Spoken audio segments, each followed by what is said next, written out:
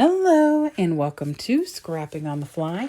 My name is Kristen and I am here with day 13 of 30 Days of Sketches with Christy's Beautiful Life series 14. And today's sketch is this one by Amanda, a joyful scrapper.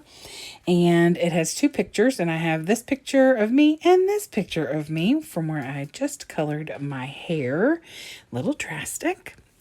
I'm going to use 4 different Hip Kit Club collections. Hip and Humble, Chase the Sun. I'm looking for all the different titles. Stories We Tell, and It's a New Day. So I have bits and pieces from all 4 of them.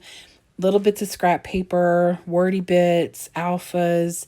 I have 1 full sheet of paper left, and I believe that's from the Hip and Humble. And that is what I'm going to use as my base page.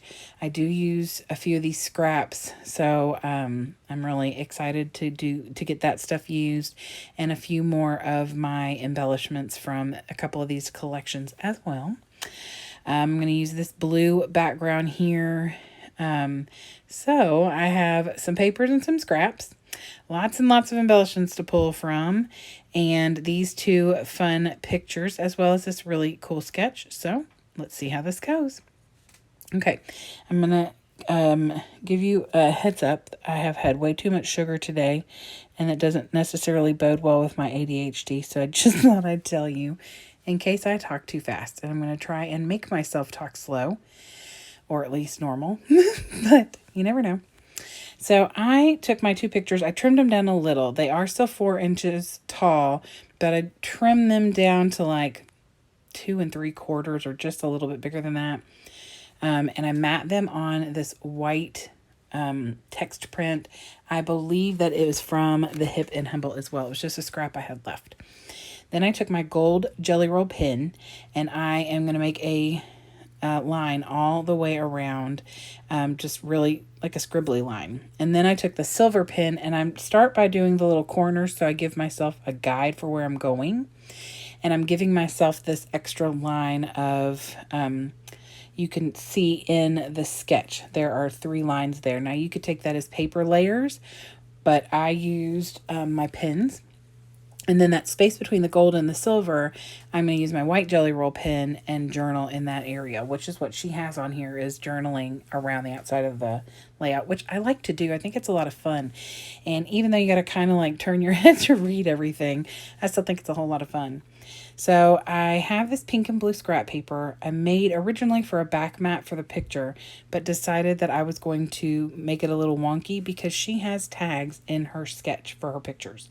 And I like that idea, but I didn't want my pictures to have to be so small that they would fit in a tag, or the tags be so big for the picture to fit inside. So I just decided to do them kind of off-centered, and I do rough up the edges that you can see. And then I just take some white embroidery thread and put that through some holes that I made in my tags. And then I got out all the embellishments from all 4 of those collections and put on this little piece of acetate what I would like to put on here. And I don't put anything back. I use every single thing on there because I really wanted to get some things used up. And I'm using a lot of wordy things that can't think of what else I would use them for. One of them says something like, pictures I sent to my mom this week or something, which normally I don't know why I would, I don't know. I send my mom all sorts of pictures, but it's usually like, this is the layout I just did, or this is that actor that I'm talking about, or something like. I'm not going to scrapbook that. Oh, maybe I will. I don't know. So anyway, these are actually pictures I sent my mother after I colored my hair. And I think I'd sent the other one just like, I don't know, just because I like to be random to my mom because she enjoys it. Bless her. So anyway, I pull wordy bits like that. One of them says camera roll. And I mean, normally I wouldn't keep too many selfies of just me on my phone, but because, it's a bit of a difference in my hair. So I have these pictures, which I'm glad that I kept the one on the left side, since it is a perfect before and after. That is not my natural hair color, but it is closer to my natural hair color. And it's the color that I've kept something similar to like a light brown. It's been the color I've kept for a while because when my hair starts to gray and the roots come out, it blends better with that lighter blondie color. So going very dark is a first for me. I've never, ever, ever made my hair black or even dark brown. I've always stuck with a lighter brown. I've done red, I've done blue, I've done green. I've done a few different shades of red and lots of different variations of light brown, auburn, things like that, but I have never done black before. And I did not know it when I bought it, but there's also blue in it. So it's black with like a hint of blue. I love it so much, but I was a little shooketh when I first did it. And so I sent a Snapchat message to my two best friends because they are blatantly honest with me. And I know that they both would be like, super, like, if they didn't like it, they would say, girl, what have you done? This is how you fix it, or something along those lines. But they were both like, oh my gosh, I love it.